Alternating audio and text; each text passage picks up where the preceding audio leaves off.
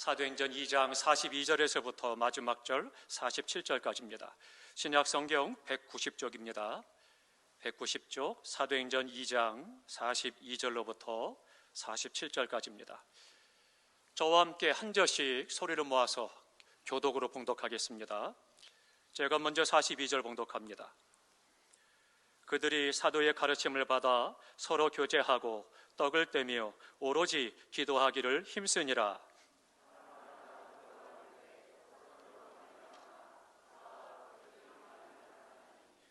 믿는 사람이 다 함께 있어 모든 물건을 서로 통용하고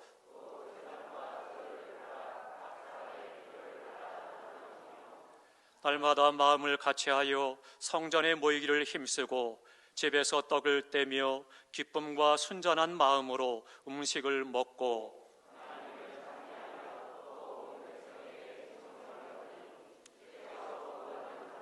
날마다 더하게 하시니라. 아멘. 아멘. 오늘은 교회 설립 58주년을 맞아서 본문을 가지고 위대한 교회에 대해서 말씀을 드리도록 하겠습니다. 하나님께서 이 땅에 우리 교회를 58년에 세워주시고 많은 믿음의 일꾼들, 하나님의 사람들을 세우시고 세계를 향해서 복음을 전가하는 교회로 영광을 오늘까지 받으셨습니다. 우리 하나님께 박수로 영광 돌리겠습니다. 감사합니다. 주님의 교회는 하나님을 만나는 곳입니다. 그렇기 때문에 구약에 보면 하나님의 제사장들이 지성소에 들어가서 하나님을 배웠고 그리고 제사를 드리게 됐죠. 하나님의 임재하는 집, 하나님을 만나는 곳이 바로 성전입니다. 그렇기 때문에 성전에 나와서 하나님을 만나지 못한다면 참으로 안타까운 일입니다. 성전은 하나님이 임재하시는 곳이고 하나님께서 우리를 만나주시는 곳이기 때문입니다. 성령이 임하면 내 몸이 성전이 돼서 내 삶 속에서 사람들에게 하나님을 보여주는 삶을 살아가게 되어 있습니다. 그렇기 때문에 우리가 성령 충만한 가운데 성전에 모여서 하나님의 임재를 경험하고 하나님께서 허락하신 복을 받아서 세상 가운데 나가서 예수 그리스도를 나누고 증거하고 생명을 살리는 역사를 이루어 가야 되는 것이죠. 또 하나 성전이라고 하는 것은요, 하나님의 영광을 나타내는 것이 하나님의 전입니다. 고린도전서 6장 20절에 보니까 너희 몸으로 하나님께 영광을 돌리라 말씀하십니다. 왜냐하면 우리 주님께서 십자가에 못 박히사 그 귀하신 몸을 깨뜨려 피 흘려 죽으심으로 우리의 모든 죄값을 그 피로 치르시고 그리고 우리를 구원하셨기 때문에 그 피값으로 사신받았기 때문에 우리에게 하나님께 영광을 돌리는 삶을 살아가라, 그렇게 말씀하고 있는 것입니다. 우리의 삶을 들여 하나님의 영광을 나타내야 되는 것이죠.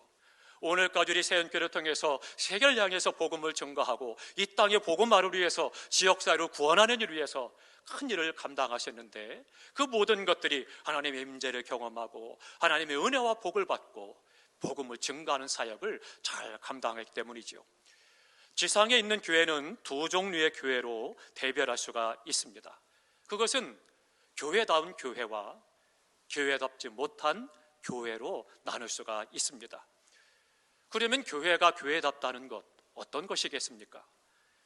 이것은 굉장히 어려운 난제입니다. 그렇기 때문에 교회가 교회답다 한마디로 이것이다라고 말하기는 어려운 그런 명제입니다. 그렇지만 교회가 교회다운 것이 어떤 것인지 그 교회의 모습을 보여주고 그 교회의 특징을 보여주는 것이 초대교회입니다. 우리가 초대교회를 보면 그 교회가 어떻게 신앙생활을 했고 그들이 삶에서 어떻게 하나님께 영광을 돌렸는가, 그것을 보면 위대한 교회, 교회다운 교회를 볼 수가 있는 것이죠. 우리 새언교회가 58주년을 맞아가면서 다시 한번 초대교회를 살펴보면서 하나님 앞에 위대한 교회로 든든히 서고 또 시대적 사명을 감당하는 영광스러운 교회로 든든히 서갈 수 있기를 주님의 이름으로 축복합니다. 그럼 먼저 우리가 생각할 것은 일본에 보면 교회는 주님이 세우셨다라고 하는 겁니다. 마태복음 16장에 가면 예수님께서 가이사라 빌립보 지방을 지나가십니다. 어느 순간 갑자기 제자들에게 질문하십니다. 사람들이 나를 보고 뭐라고 하더냐 묻습니다. 제자들이 이야기합니다. 더러는 세례 요한, 더러는 엘리야, 더러는 예레미야 선지자 중에 하나라 하더이다 대답을 합니다. 그때 주님께서 중요한 질문을 다시 하십니다. 그러면 너희는 나를 누구라 하느냐 물으십니다. 그때 베드로가 이야기하죠. 주는 그리스도시요 살아계신 하나님의 아들이시이다. 다 함께 하십니다. 주는 그리스도시요 살아계신 하나님의 아들이십니다. 이 위대한 신앙 고백을 듣고 주님께서 너무나도 기뻐하십니다. 그리고 축복의 말씀을 하시죠. 그래서 18절에 말씀합니다. 내가 이 반석 위에 내 교회를 세우리니 음부의 권세가 해하지 못하리라 말씀하고 계십니다. 무슨 말씀입니까? 교회는 주님이 세우셨다라고 하는 것을 말씀하고 있는 것입니다. 그러니까 주님이 세우신 교회는 주님께서 주인이 되신다라고 하는 것을 말씀하고 있는 것이죠. 이단 종파나 사이비 종교 집단이 서로 어때요? 교회의 주인을 사람이 갖는 거죠. 그래서 사람이 주인 행세를 하고 사람이 주인이 돼서 교회를 함부로 행하는 거죠. 그건 잘못된 것입니다. 하나님께 주권, 우리 주님께 주권을 드리는 것이 아니고 사람에게 주권을 줄 때 교회는 타락한 것이죠. 교회의 숫자가 수천만 개가 되고 그 교회를 드나드는 사람들 모이는 숫자가 수십억이 넘는다 할지라도 교회를 세우신 주님은 오직 예수 그리스도 한 분이심을 믿으시기 바랍니다. 사람이 주인 노릇하는 교회치고 건강한 교회, 좋은 교회, 부흥하는 교회, 평안한 교회 없습니다. 사람이 주인 되면 사람이 주인 노릇하려고 하다 보니까 그 안에 갈등이 있고 다툼이 있고 고통이 있고 불화가 있는 거죠. 그러나 주님이 주인 되시는 교회는 평안합니다. 행복합니다. 감격이 있습니다. 부흥하게 되어 있다라고 하는 거죠. 사람이 만들고 세운 교파, 사람이 세운 선교단체 이런 것들은 없어질 수 있습니다. 그러나 주님이 세우신 교회는 영원한 것입니다. 우리 세연교회 주님이 세우셨음을 믿으시기 바랍니다.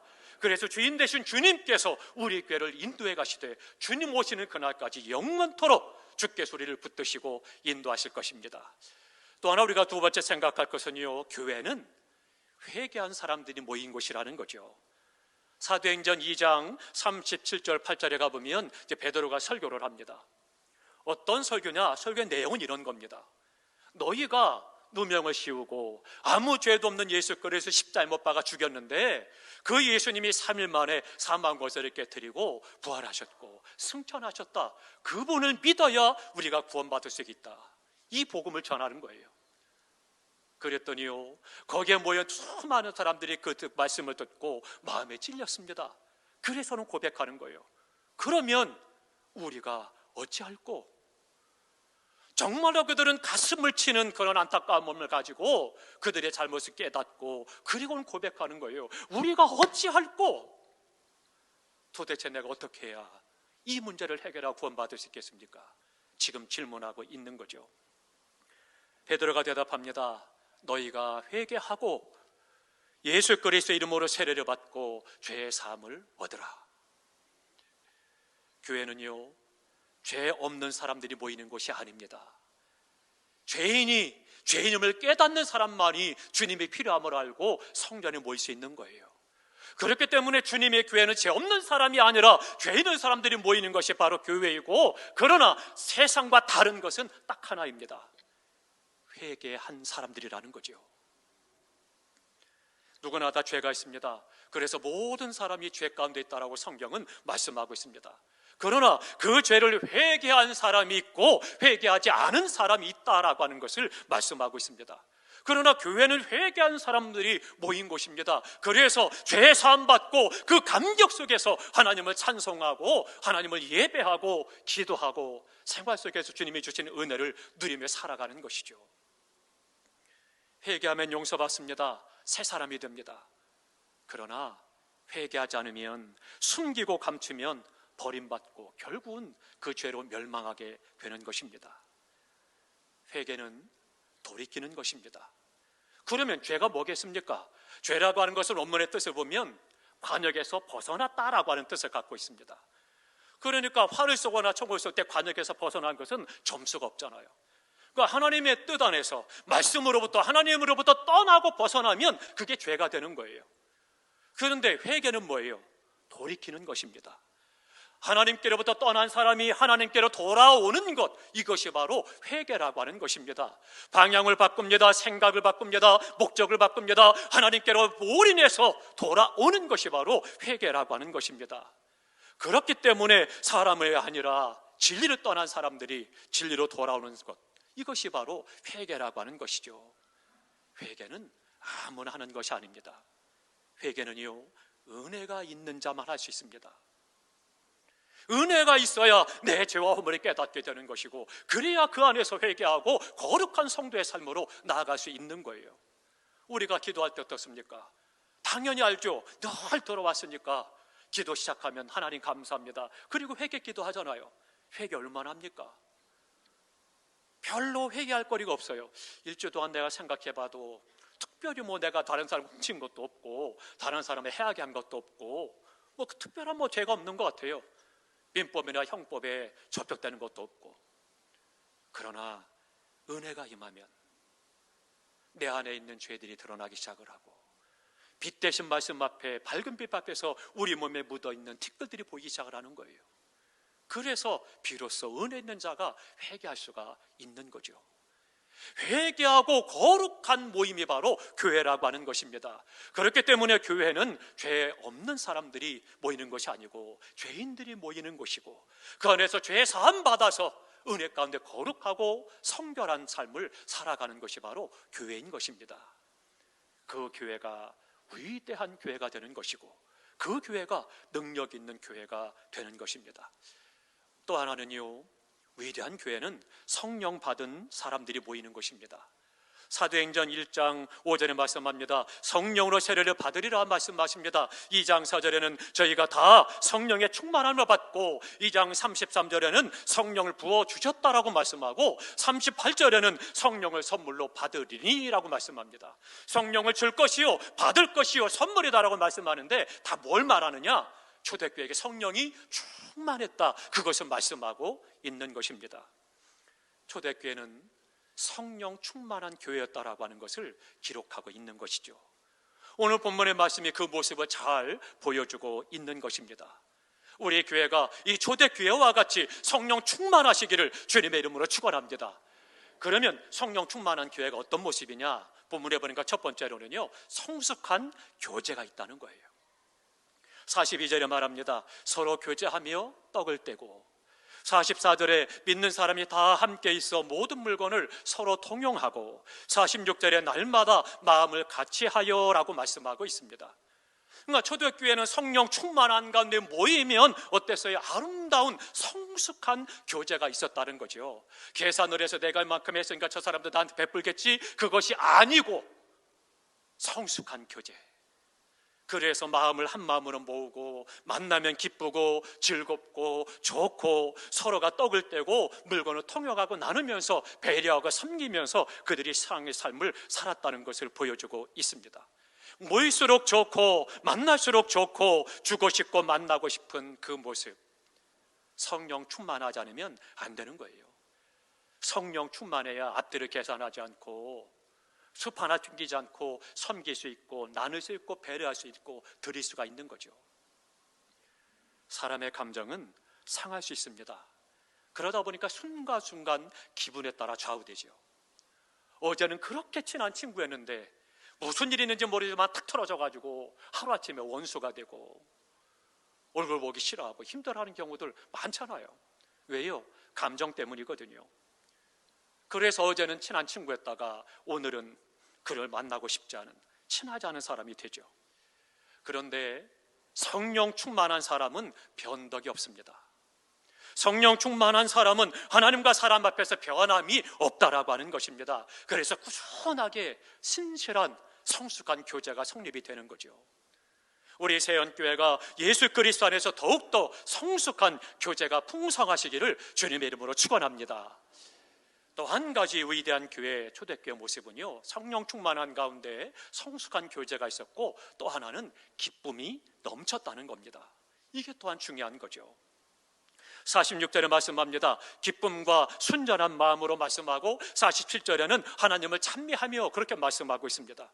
그러니까 언제부턴가 내가 말씀에 맛이 없고 신바람이 나지 않고 즐겁지 않고 감격이 없고 기쁨이 사라지고 찬송과 기도가 죽었다라면 뭔가 문제가 있는 겁니다.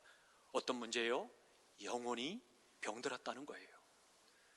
다른 사람 누가 뭐라고 한 사람 없습니다. 교회가 뭐 어떻게 한 것도 아닙니다. 나 혼자 내가 영혼이 병들어서 그래서 모든 것이 불편하고 불만스럽고 마음에 안 들고 서운하고 힘든 거예요. 그러니 말씀이 귀에 안 들어오고 찬송도 기도도 식어지는 거고 결국은 항상 어둡고 힘든 거죠.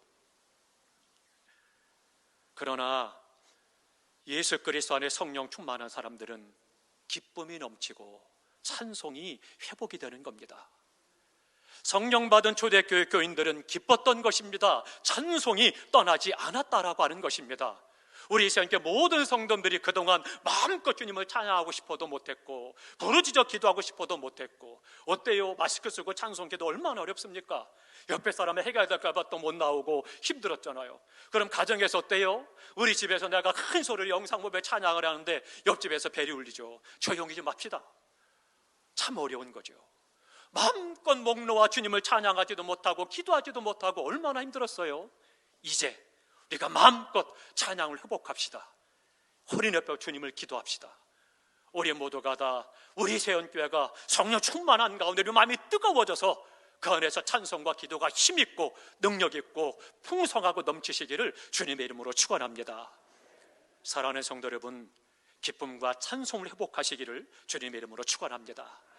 오늘은 우리 세연교회가 설립된 지 58주년 되는 주일입니다.